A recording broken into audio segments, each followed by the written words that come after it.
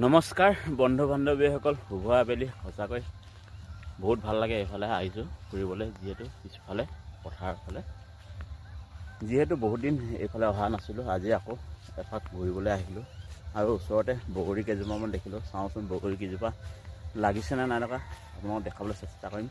আমাৰ ঘৰৰ ওচৰৰ বগৰী, যিহেতু আমাৰ ঘৰৰ ওচৰত ইমানকৈ বগৰী গছ নাই, নদী কিনাৰবিলাকত বেছিকৈ বগৰী গছ থাকে। সেইকাৰণে মই অকণমান বগৰী গছ কেইজোপা আপোনালোকক দেখাবলৈ চেষ্টা কৰিছোঁ। আৰু আপোনালোক কোনে কি কৰি আছে জনাবচোন। মই এইফালে বগৰী গছৰ ওচৰত পালোহি, এইফালে দেখাবলৈ চেষ্টা কৰিছোঁ। আমাৰ এইফালে বগৰী পকাই নাই, আপোনাৰ চাওকচোন। এইফালে দেখিছেনে বগৰী গছ, এইফালে পকাই নাই। বগৰীবিলাক সৰু সৰু ল'ৰা ছোৱালীয়ে ৰাতিপুৱা সোনকালে ইয়াত আহি কেনে বুটলি লৈ যায়, আৰু স্কুলৰ ল'ৰা ছোৱালীবিলাকৰ কাৰণে বেছি ভাল হয়, সুবিধাজনক।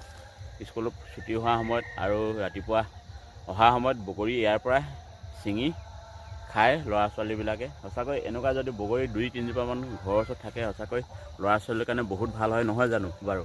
এতিয়া বৰ্তমান এইজোপা অলপ কেঁচা হৈ আছে, এইফালে তলত পৰি আছে এটা দুটা কৰি। ভালকৈ ইমান ভাল হোৱা নাই বগৰীবিলাক, চাইজটো অলপ সৰু সৰু টাইপৰ বগৰী চাইজ। আৰু আপোনালোকৰ ওপৰত চাব পাৰে লাগি আছে, এইবিলাক দেখিছেনে।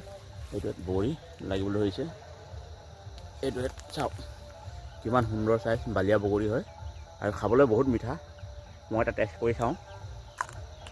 সঁচাকৈ বহুত ভাল বগৰীজোপা, খাবলৈ মিঠা হৈছে। ভালকৈ নপকিলেও মানে এই বগৰীজোপা সঁচাকৈ বহুত ধুনীয়া খাবলৈ।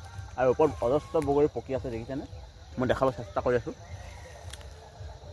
ইমান সুন্দৰ বগৰী লাগিছে, সঁচাকৈ ভাল লাগিছে। আৰু আপোনালোকে কোনে কোনে বগৰী খাই ভাল পায় জনাবচোন। মই হ'লে বহুত ভাল পাওঁ, যিহেতু আমি সৰুৰ পৰা এনেকৈ ফল মূল খাই ডাঙৰ হৈছোঁ। আম, কঁঠাল, টেঙা জাতীয় বস্তু যি হওক, জলফাই, অমৰা হওক, লেটেকু, পনিয়ল, লিচু, সকলো ধৰণৰ ফল মূল খাই ভাল পাওঁ। আপোনালোকে কোনে কোনে ভাল পায় জনাব, কি কি ফল খাই ভাল পায় জনাব। আগতে আমি এনেকুৱা বগৰীবিলাকৰ পৰা মাৰ্বল গুটি বনাই বনাই খাইছিলোঁ। আজি সঁচাকৈ ল'ৰালি কালৰ সেই দৃশ্যবিলাক মনত পৰে, যেতিয়া বগৰীবিলাক এনেকৈ দেখোঁ।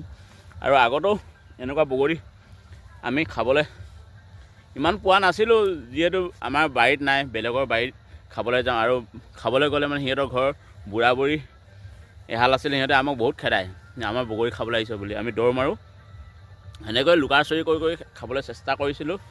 সেইকাৰণে মই অকণমান ভিডিঅ' শিকাই দিলোঁ, যিহেতু আপোনালোকে এতিয়া বগৰী ছিজন, আপোনালোকে বগৰীবিলাক নিব, নি কেনে আচাৰ বনাব, কিছুমানে এনেকৈ খায়।